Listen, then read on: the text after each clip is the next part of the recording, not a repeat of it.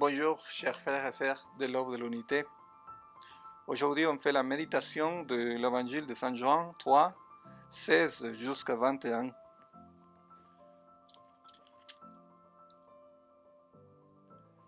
Excusez-moi, c'est Saint Jean 3, 31 et jusqu'à 36.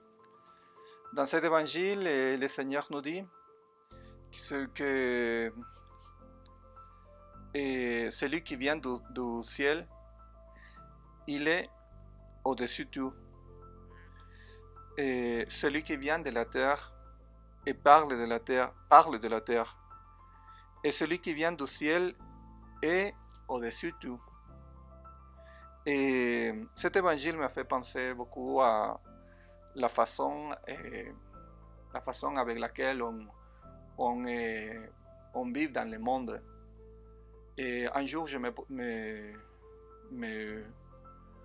suis posé la question de si vraiment ce que j'ai parlé était des choses spirituelles ou plutôt de la terre. Et je me suis posé la question si la façon avec laquelle j'avais les liens avec les autres était plutôt une façon qui leur conduit vers Dieu, vers le ciel. Et il faut se poser cette question parce que parfois on peut être des personnes qui parlent des choses de la terre. Et on peut avoir un danger de toujours, même si on est des personnes chrétiennes. Et des personnes chrétiennes, on peut parler beaucoup plus des choses de la terre que des choses du ciel. Je ne parlais pas maintenant de spiritualiser tout. Et par exemple, on ne peut pas mettre toutes les choses au niveau spirituel. Mais il faut qu'on apprenne à parler des choses du ciel. Par exemple, quand on parle à une nouvelle couple qui vient de se marier, et même nous, les personnes qui sommes de l'église, on peut parler de choses comme par exemple des choses qu'ils doivent avoir pour être un couple qui est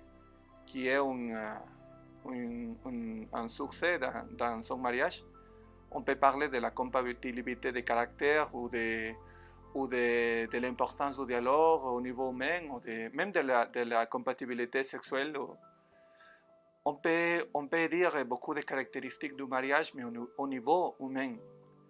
Et c'est bien parler de tout ça, par exemple, quand on est dans la préparation d'un couple qui va se marier.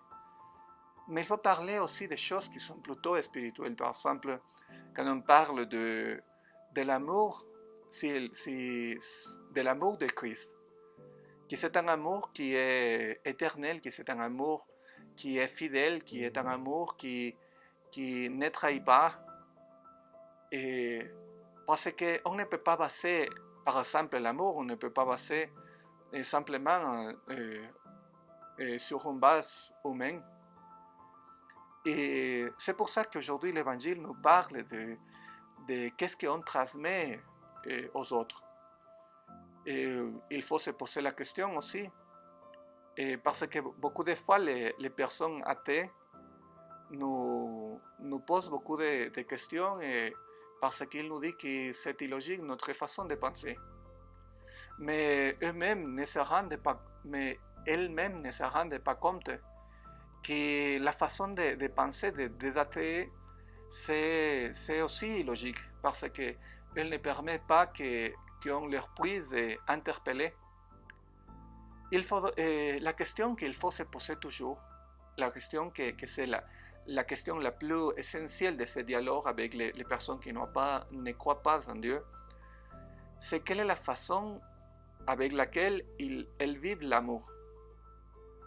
Parce que on peut se rendre compte de la qualité d'une personne si on pose la question de comment ces personnes vivent l'amour.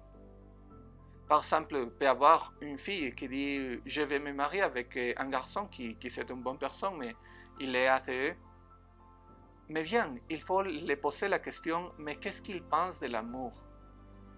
Parce que si par exemple cette personne nous dit, eh bien, je ne crois pas en Dieu, mais il faut lui poser la question, mais l'amour pour toi, c'est un amour fidèle.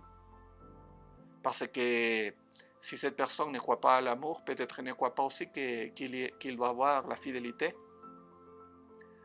Et l'autre jour, j'écoutais une mère de famille qui expliquait à sa fille sur l'amour, lui a dit, elle a dit à sa fille, bien ma fille, il faut que tu penses que dans l'amour de Dieu, il n'y a pas d'exception.